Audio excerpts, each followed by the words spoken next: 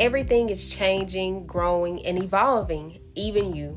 From the nurse's student to the baby nurse, off the bedside nurse and into entrepreneurship, you have evolved. So now we're here at the Evolved Nurse Podcast. I'm your host, Lakeisha, and let's get right into the episode.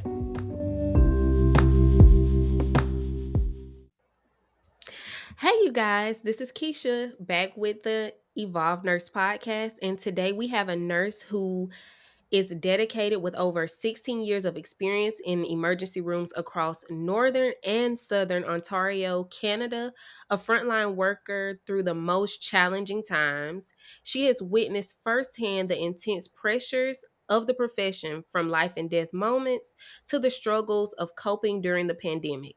A passionate advocate for nurse well-being, she has created her own book, Nursing Intuition, which is which was written to support her peers by offering insight on how to reconnect with love, with the love of nursing, and foster resilience in a rapidly changing healthcare environment. She is also a wife and a mother of two. Welcome, Jenn Johnson, RN, to the Evolved Nurse Podcast. Thank you so much for having me, Lakeisha. It's so appreciated. No problem. So, here on the Evolved Nurse Podcast, we always talk about the evolution. So, did you always want to be a nurse? No, I nursing was never, ever on my radar. Truly, it was one of these scenarios where I went to university for a biology degree. I got to second year, failed out of organic chemistry, and it was a year-long course. So, I was like, okay, what am I going to do now? I'm a year behind. I don't know what I'm going to do with this degree, even if I do graduate. Like, what's going on? So ended up talking to a girlfriend of mine who was already in the nursing program, and she had said, hey, just come check out my textbooks. Let's go. Like, we'll get to drinking. We'll go through the textbooks, and we'll just like see what let's do that. We'll just do that. And so going through the Mosby's textbook and like all the, full color pictures of all of the syndromes and symptoms and rashes and all the, ridiculously gross things that you can get into. And I was just like, this is what I want to do. This is cool. Like, this is awesome. So being the weirdo that I am. And so I transferred into the nursing program. Thankfully, my university had a 3-year compressed nursing program, so I could use some of my university credits to kind of actually work at a 4-year pace instead of the 3-year pace. So got through that and started in the ER in a very, very rural hospital. One nurse for the ER, one RN with 2 RPNs for the floor. And wow. it's so small, like maybe 14 beds. And so, that was my introduction to ER nursing, and have very much fallen in love with it. Obviously, always love-hate moments kind of thing, but it's been a ridiculous ride, and I've had a crap ton of fun with it, and am still in love with it. So I have continued on, and I'm still at the bedside part-time, actually going to work tonight. So I'm looking forward to my nap a little later. And yeah, just kind of trying to make the best of a very interesting situation, especially lately. Yes. So we have similar backgrounds. Okay. I actually graduated with my bachelor's in biology initially, Nice. and then found my way to nursing my last semester of school. Oh my gosh. Of course they waited till the last semester. Yes, so I was shadowing all these people, PAs, doctors, and I'm like, this isn't really what I want to do. Then I ended up shadowing a DNP, and that was my junior year. So my senior year, I had to pick up a course, a prerequisite to be able to go to nursing school. Yeah. So, for any of the students that are listening, things change. You might be in Absolutely. biology right now. I know music, Yep. music majors who have, Philosophy. yes, bridged into the accelerated program, and now they have decided they want to be a nurse. So, your pathway may change, and that is completely okay. Yeah. Everything, So, life comes at you fast. Like, it It does, and we have learned a lot in these Oh, past few buddy. years about how time is just a constraint. We have no idea what's gonna happen next. Yeah, truly. I mean, what more can the world throw at us? I don't want to egg it on, but at the same time, I'm like, so what next? Yeah, yes, that is exactly how we're sitting on the edge of our seats, like, "If this could happen, what else could happen?" Yeah, you're just like, so, Ebola and SARS and the flu and COVID and Mpox and what was the other one that it was going around when I was in nursing school? The swine flu, you Y know, Look, how many all more? How bird flu, mad cow, like all this kind of stuff. It's just like, you know what? Whatever. You Yeah. learn not to react. Yeah, you just have to put your big girl pants on, put on some Yep. PPE, wash your hands, and keep it moving, and hopefully you don't get whatever you're in. Truly, like honestly, literally the best advice to anybody looking to get into nursing. Just put on your big girl panties and like wear your Look. PPE, wash your hands, and just roll with the punches because no matter what, they're gonna keep coming. It's just a matter of Mhm. how well you deal with them. Yeah, and what it is, like you said, you have gone through so many epidemics, pandemics. We have no idea what's out there. We have no idea what bacterias we come in contact with on a daily basis. We just Yep. have to be able to prepare ourselves so that when it does come, that we're not as surprised as we were when COVID happened. Yeah. Yeah, that was a rude awakening. Holy Hannah. Yes. So, since we know that you didn't want to be a nurse initially, what did nursing school look like for you? Um, Nursing school was interesting. So because I already had a couple years in, had already gotten a feel for the university, kind of knew my way around, and so I wasn't like fresh like into the program. And so I just kind of like ended up clicking a lot with more of the older students than the brand new out of university kind of 18, 19-year olds. Um, and just kind of just went with it. It's crazy as is everywhere, right? Like you're absolutely pushed to the brink when it comes to your mental and physical states. Learning how to do shift work and um, learning nursing care plans that you never once use ever again, and all these other Never little use. fun never use ever again. And so you go through it and you're just like, oh, maybe this will all work out. And you're told in nursing school, you're gonna save them all. You're gonna be a Mhm. great nurse. Nurses eat their young. Just be aware. Yes. But oh, it's gonna be great. Oh, this is your calling. This is you're meant to do this kind of thing. And I'm like, we're really leaning hard on the guilt coming fresh out of the gates, aren't we? Like, Yes. all You should right, accept being bullied. It's okay. yeah, no, 100%. No, this is what happens. We're just telling you so you're aware. I'm like, okay, but it's accepted, but we're warning people. I don't understand Mhm. how that's working. Like, one plus one is not equaling two right now. So I don't understand where you're coming Yes. from. So it's like, oh, okay, whatever. Like you go on and you put in the work. You finally get through. You pass. So I didn't write the NCLEX. I wrote it. I wrote my nursing exam a few years before Canada switched over to the NCLEX. Mhm. So wrote the exams. You got through. You got licensed. You got your first job, and you think, oh my god, everything's going to be so hunky dory.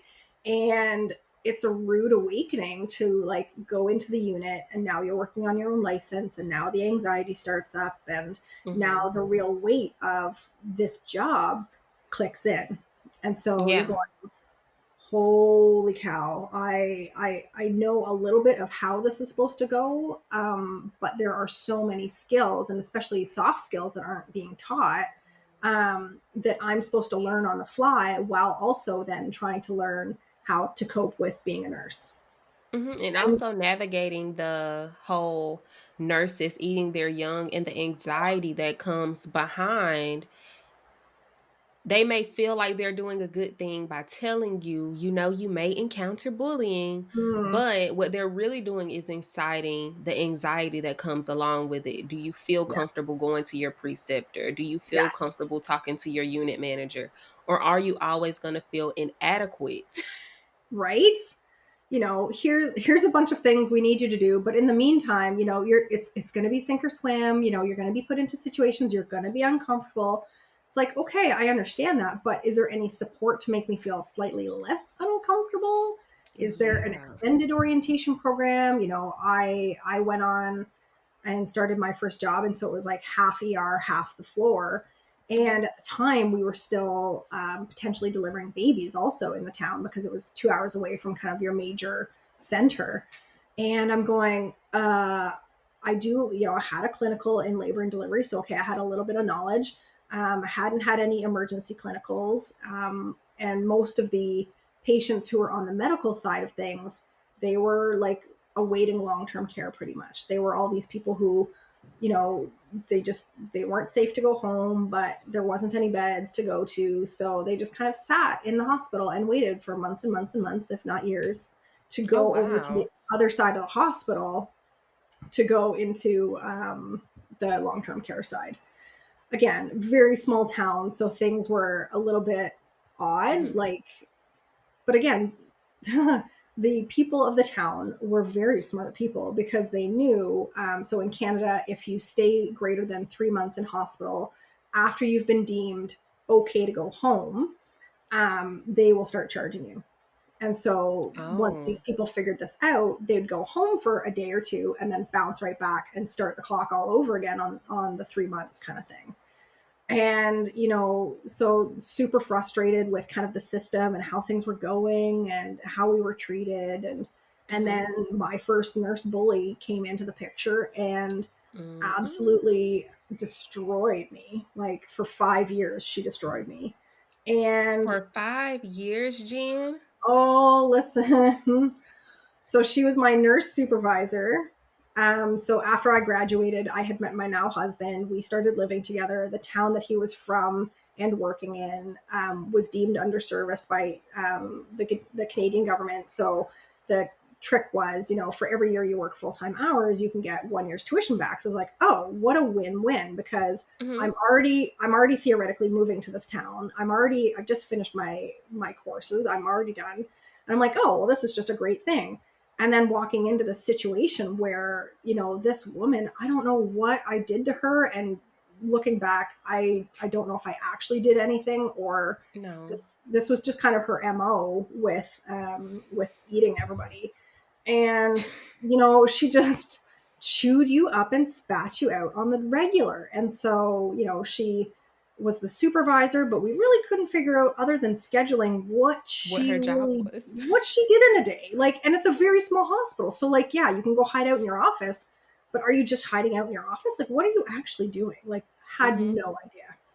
And so, she starts to pick on me and bully me, and then, starts to mess with my schedule. So, because I'm part time, obviously, I'm getting here, there, and everywhere kind of thrown at me. Mhm. She's putting me mainly night shift. She's then scheduling me a night shift to double back into a day shift, which is against our union Wow. contract. Oh, yeah, would do it all the time. And I'm just going, I'm young, so I'm kind of like, well, maybe I just need to put in my time. I am new, so Mhm. maybe this is just part of how it goes. And looking back, I'm like, man, I was an idiot. Like, Yeah. I I should have gotten out of that situation so much sooner, but because this relationship was kind of new, and we were happy and things were going well, and he had a job, and he's a paramedic supervisor, so he's got the little, his work vehicle was an old ambulance, so we just kind of Mhm. hung around, and the town was very, very cheap to live in, housing wise. So, I mean, you had access to all this, like a little bit of extra money to like go on trips and stuff. So, and his family was all there. So you're like, well, I can power through. And like an idiot, I powered through for 5 years. It wasn't until we got That married, like, that I was like, I'm done. I can't do this anymore. I can't, absolutely cannot. So And we ended up, although it took you 5 years, I'm glad that you got out of that because there are some nurses who are going on 10 years of being bullied, 20 years of being bullied. So, for horrific. any of the nurses that are listening to this, it is unacceptable for Yeah, bullying to happen. 100%. And I have my own personal bully right now who I'm planning on No. confronting soon. Ooh, you want to talk Um, about it? huh? Do you want to talk about it? Yes, and I thought that it was all in my head at first. I thought that the bullying wasn't happening. But Oh, her bullying isn't like outwardly because I'm a charge nurse. And so when I did my orientation, she would kind of ice me out or try to make me feel incompetent. And so mhm. whereas I have a little bit more experience than her, but because I was orienting, I always do a clean slate. So Yeah, I'm like, this is a new facility. They have new rules. So whatever you teach me, I'm going to abide by it until I get my own room because I'm in the OR. yeah, And so I started noticing like I would have to pump, but I would start feeling anxiety behind having to leave the room. yeah. And then it got to be where she would like not talk to me, wouldn't speak to me. And that to this day, that still stands. I still speak because according to law, you are supposed to. So, as a HR representatives will tell you that you have to create a positive work environment. Mhm. But to this day, she does not speak to me. I thought it was me until I was making the schedule, and another young lady came up to me and she said she was orienting, and she said, "Miss Lakeisha, I don't want to be in that room. Yeah. They are saying these things about me." And so I reported her. So that might be Mhm. why she doesn't speak to me now. But Well, that may be a good thing. But she has been running students out of the OR. Like, and it's been Oh, consistent. So, whenever you have your nurse bullies, the first thing that you need to do, if they're orienting you, you need to ask for another preceptor. And cool. you also need to tell them why you're asking for another preceptor because this has to be stopped. 100%. Like it's absolutely ridiculous. Like we're grown men and women. You know, Hmm. the job is hard enough. What are we doing to each other? Like I don't get it. I have no idea about any of this. Like I just don't. Yeah, Doesn't make it's any sense so to me. it's not able to understand because we've been on the side of being bullied. Mhm. Yeah. So I can only wonder what the minds are like of those who are doing the bullying. Like what feeds this energy? I'm gonna guess unhappy homes, but that's Ah. that's just a guess. So my first bully, she was older. She so back in the day, she had slept with this doctor who then they got, he divorced the wife, they got married, Oh but he was no. quite a bit older than she was. So now I come into the picture. She's already kind of at the tail end of her career, and now the husband is getting sick. Now she's kind of scared Ah. away any and all friends because she's miserable. And so I can only imagine like go, theoretically working all day, Monday to Friday, 7 to 3, and then going home and having to take care of your husband and then like doing Mm. it all over again. You know, did I appreciate it in the moment? Absolutely not. At Um, all. but if you want to talk silver linings, had she not been so awful, would I have even left that town? Would I still be Yeah. there? Like my husband and his family, like they were all in town. There was no reason other than my family down here to leave. So I could have stayed. Hmm. And It then you wouldn't have grown to this yeah, the potential that you had. yeah, no book, no, going to nurse con and health Hmm. and doing, all these big things. It would just be, just day in and day out and be miserable and be depressed and may or may not have reached out for medications. Probably should have done that in the moment, but Hmm. again, stubborn and hard-headed, and you're like, oh, I'm just going to work, I'm just going to power through, I'm just going to power through.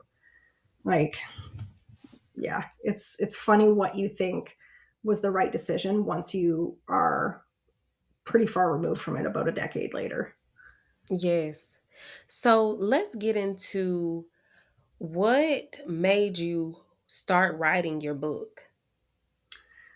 Short answer is COVID. Um, Mm. so with COVID, everything starting and all the lockdowns and all that, um, we had lawyers up here who were willing to do our wills for free. Um, Oh, oh yeah, when we first started, right within the first kind of month, there was a lot of support services being offered, a lot of psychologists, psychiatrists coming forward to like offer mental health services and therapy, which was phenomenal.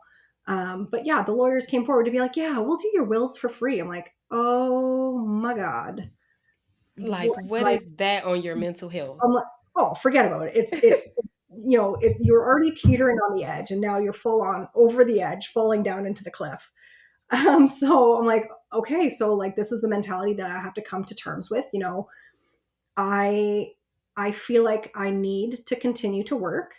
What else was I going to do? My husband was also frontline, so he had to continue to work. And we had a 4 and a 5 year old at the time of everything starting. And, there was just no other option than to just, again, barrel through. So, I was working straight nights. So I'd work all night. You'd be lucky if you got a 2 to 3 hour nap. You'd come home, be up all day, maybe get an hour or two nap when husband came home at like 4 or 5, go back to work, do it all again, and like 4 in a row. And I was just an absolute basket case. So Mm. getting to that point, being so low, you're thinking like, okay, so if I was to die, how do I explain to my kids that I continue to choose to go in and work the ER? Like, how do you explain that to them? Yeah. And so I'm like, okay, well, maybe if I write down some of my really good stories about why, people I've helped and how that went, maybe that will make me feel a little bit better about, what's happening. So started to write down the really, really good stories. Then, of course, there's one or two of those that you can remember, but then the really, really bad stories come flooding in like Mhm. absolute floodgates. So there's, 10 ish years of unresolved trauma that I haven't dealt with, but it's coming out and I'm feeling okay about writing it down and it's cathartic and it's all this.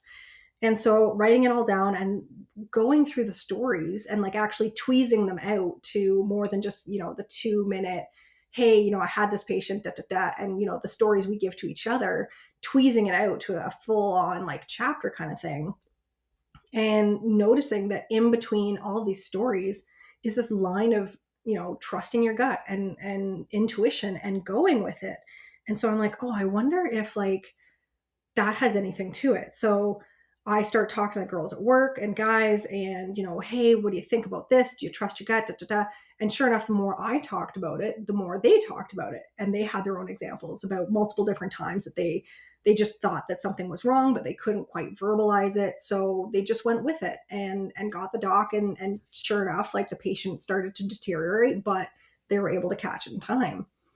Mm. So thinking about that, I'm like, okay, if it's all intuition, like if it's intuition in nursing, I, on a whim go, well, I obviously can't do anything about this if there's no science behind it. Like you just can't.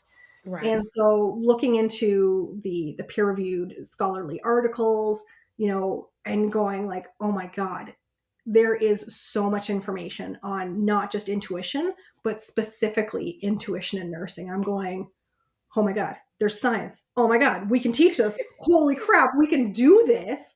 And so, then started coming at it from a little bit of an essay kind of school aspect.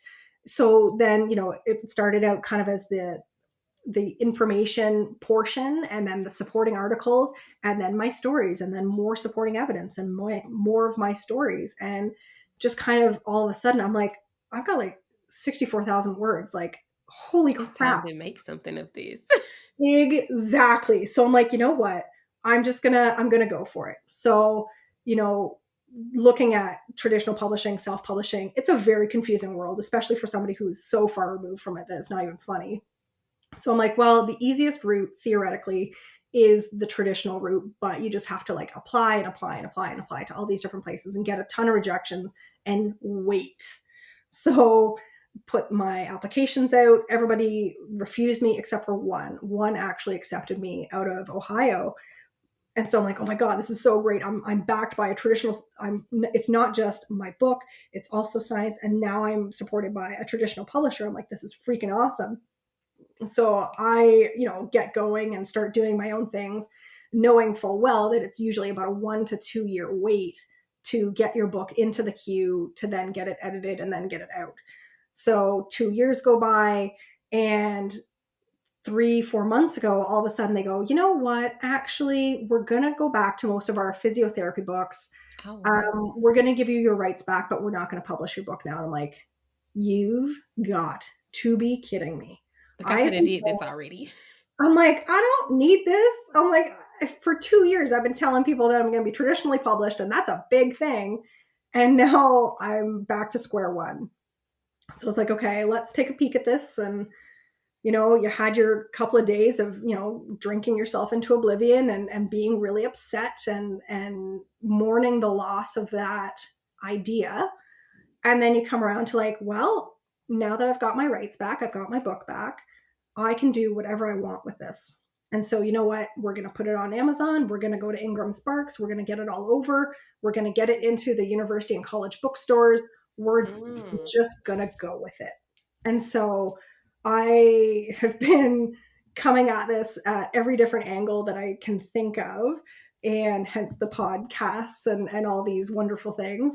And like, let's get the word out that there is now science to support intuition in nursing, and how that can help you not just get through your career, but like thrive in it.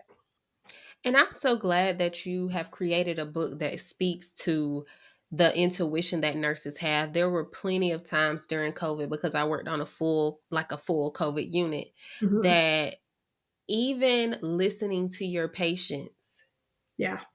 would have done a great deal in these patients surviving. Yeah.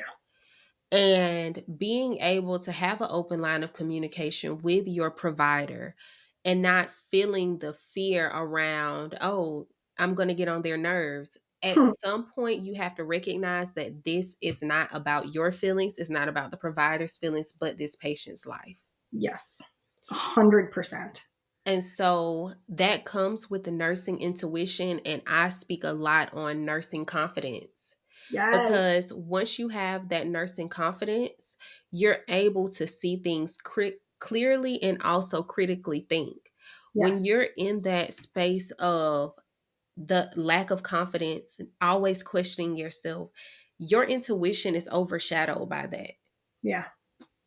And so I'm so glad that you went through the situations that you went through, and that it turned into this beautiful book that speaks to the science and also the physiological aspect of what it looks like to actually utilize nursing intuition in your practice. Absolutely. Yeah, it's just been, again, it's not like we don't know what we're doing, because we absolutely do. We Hmm. just don't talk about it.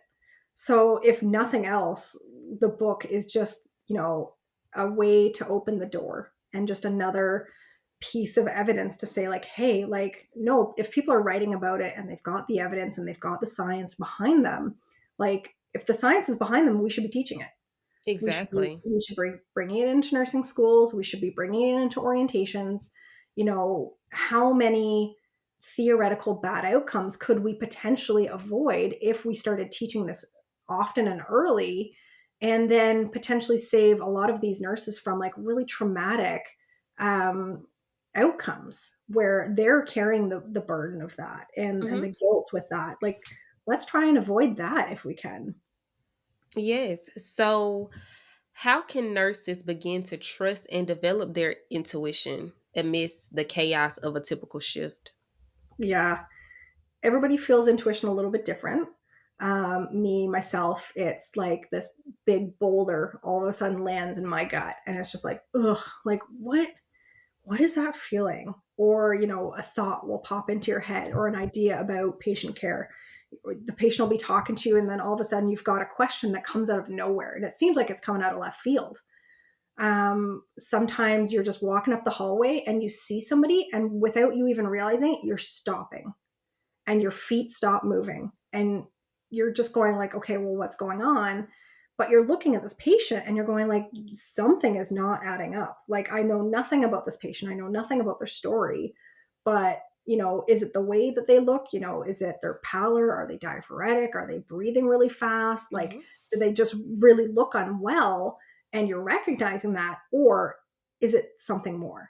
And we need to start kind of giving in to the, maybe it's just a little something more, a little bit more often, because how often are we dealing with death?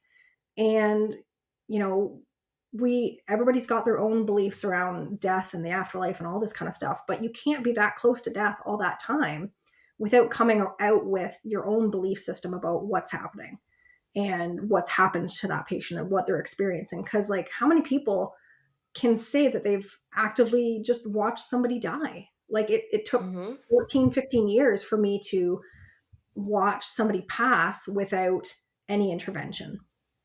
Um, and it was unsettling and unnerving, but yet kind of beautiful, because it was just like, all of a sudden it was just relaxed, right? Like, all that tension is just gone, and they're gone. And you're going, that is something else. And that's something I've never seen.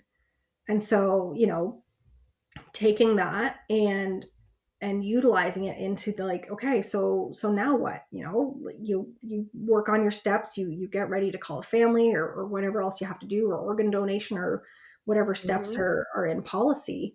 But you you can't help but come away with, there's got to be something more going on, right? And how many of us have ghost stories, and how many of us have got weird happenings, and how many of us do trust our gut, but just don't know how to verbalize or ask the provider to come and see that patient without worrying that they're sounding like they're crazy, right? Like, Mm-hmm. the provider's going, well, why do you think that this patient's sick? And it's like, well, here are their vitals, and this is their background, and this is what we've talked about. But I just don't like the way they look, or something isn't right. And the good docs and the good nurse practitioners will go, okay, and they will come and see that patient. The ones who are hesitant to trust that route, we all know it only takes a couple of times of us doing this and us being right before the provider finally goes, okay, next time you say something, I'm gonna I'm you gonna know believe follow you. through. Yeah. Mm-hmm. And again, you want to go back to the science of it? Sure, let's go back to the science. Even if you are wrong about how sick your patient is or what's going on, you're still learning, you're getting your feel for it.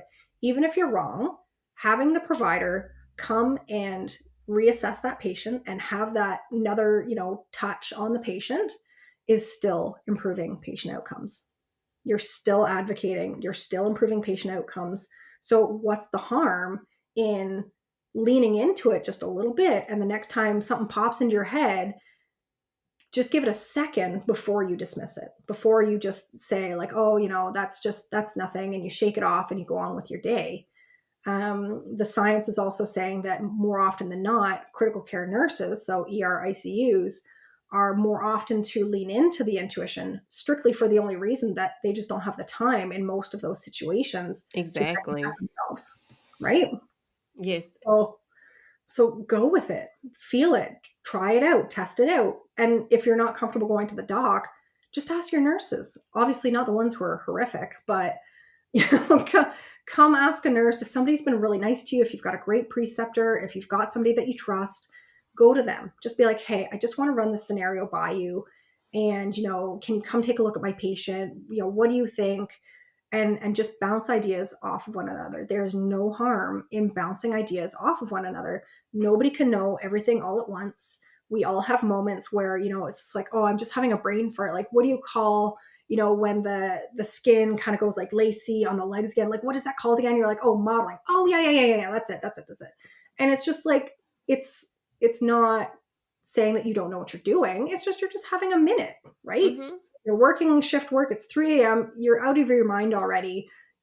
Just, it's okay. We've all been there. But just reach out. If you're not comfortable talking to the doc or the provider, just ask a nurse, because we're more often than not, we've already dealt with this ourselves. And the second somebody else starts talking about it, they're more likely to start talking about it. Or even if you have a really good friend, I dare you to just ask them, when was the last time you trusted your gut about a patient or a patient outcome?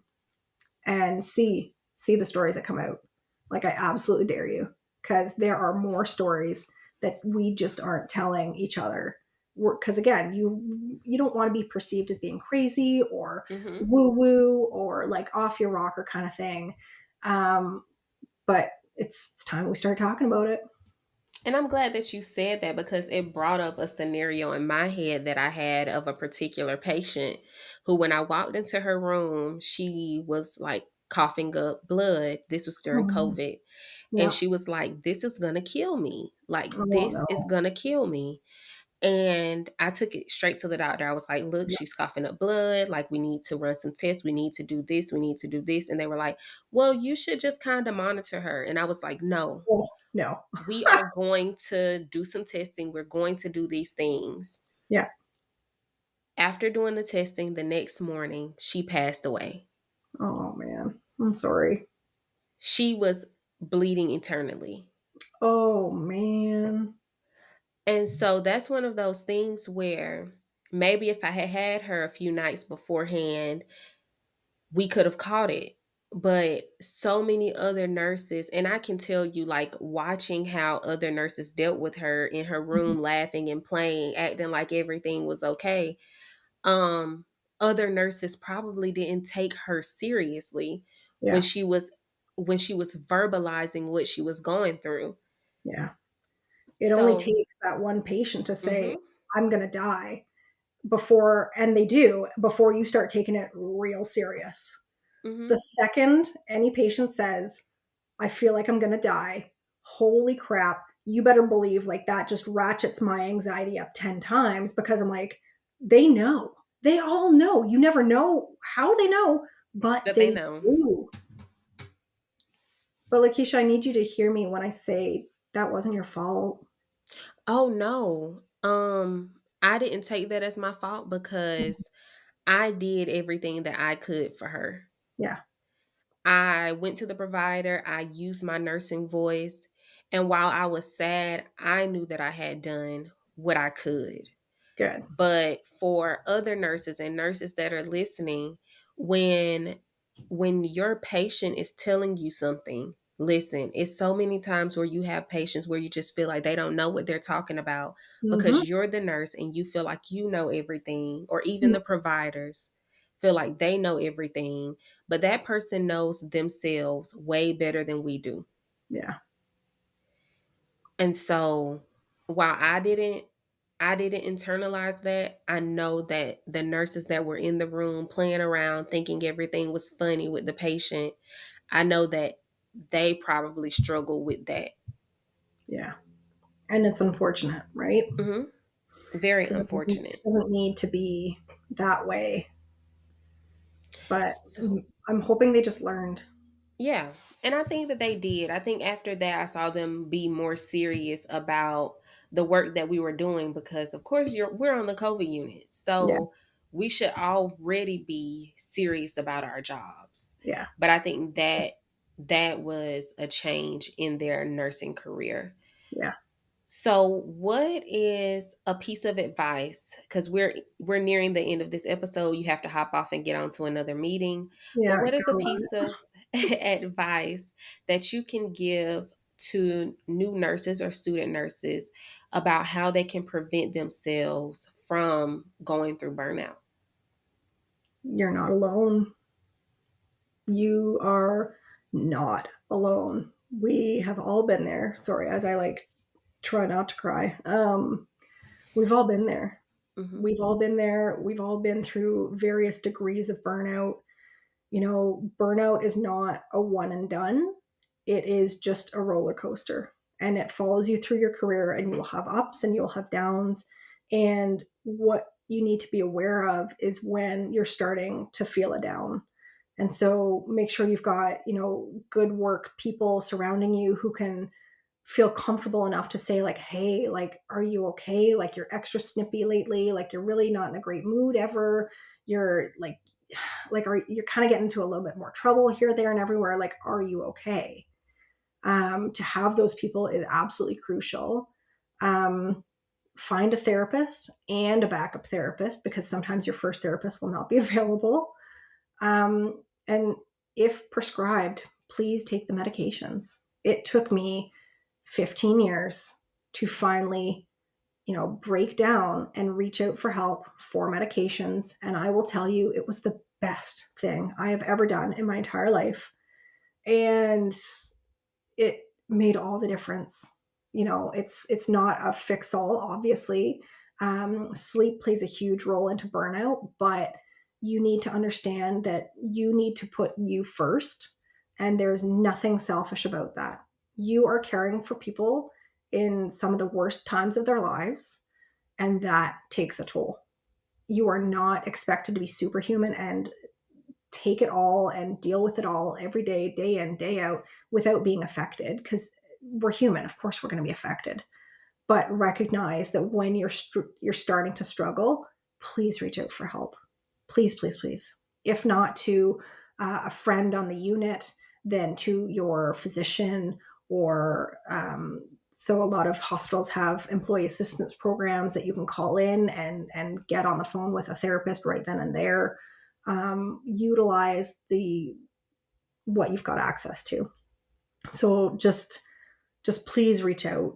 You can always find me. I'm always willing to listen. So just know that it's not you. It's the system that we're working in. So just protect you first and foremost. And I'm glad that you spoke to taking the medication, because we all know that mental health has been such a taboo topic. Yeah, So, making mental health become a foundation within our nursing practice is something that we should all utilize, because we have a very hard job that we're doing. yeah. So, where can our listeners find you, Jen? So I'm on TikTok and Instagram at ernurse.jenn, Jenn. Usually just silly goofiness, and the Instagram's more, come follow me through trying to navigate being a nurse author, because Hmm. it's hilarious trying to figure out all these niches, and can save your life in a heartbeat, but have no idea what SEO is. You can find me on LinkedIn. It's Jennifer Johnson, BSCN RN. Do not come for me. That was the only thing that wasn't taken, because there's a million Jennifer Johnsons. You can find me at rx4growth.com. That's my personal website. And you can also find my book, as well as other journals and supports, on Amazon. So if you search Jennifer A. Johnson RN, you can find all my stuff there on my author page. Okay.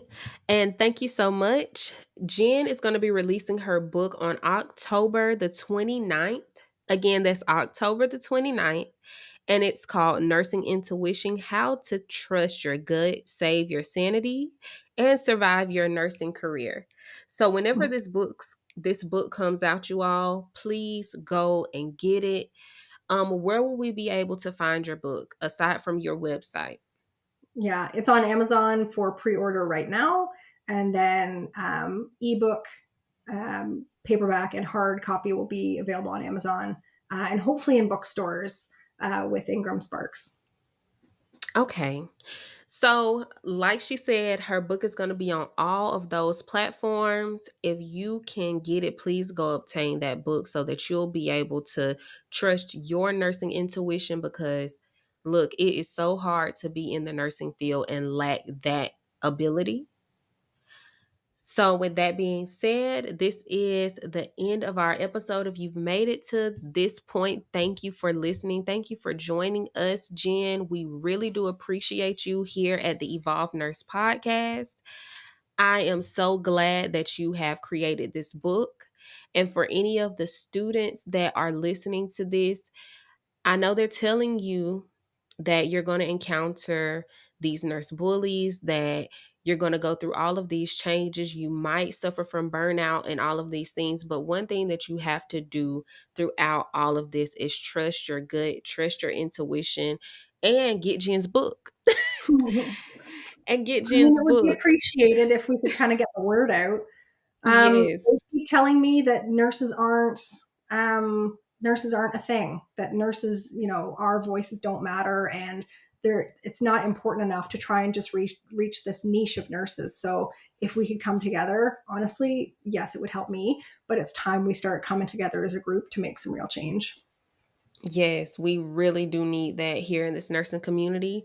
And so, with that being said, this is the end of the episode. If you have any questions, you can comment on the Evolved Nurse on Instagram, as well as if you have any stories you would like for me to speak about on the podcast, you can email them to theevolvednurse@gmail.com. And I hope that you have a great day and a great semester, because we all know that you're in school right now. And also for my nurses that are new, please, please, please find your nursing voices. Absolutely. Thank you so much for everything, Lakeisha. No problem.